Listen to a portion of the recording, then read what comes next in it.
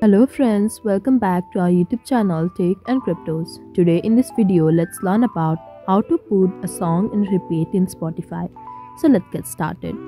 At first, let's get into Spotify app. So here it is. Now we need to go to library or search for the song we want to listen. Let's go for this one, and here we can play the song.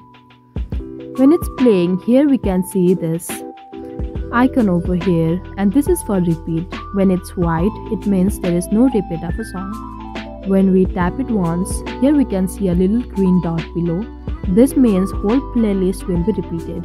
And if we tap on this once again, here we can see one over it, and this means only one song will be repeated again and again. Let's try this.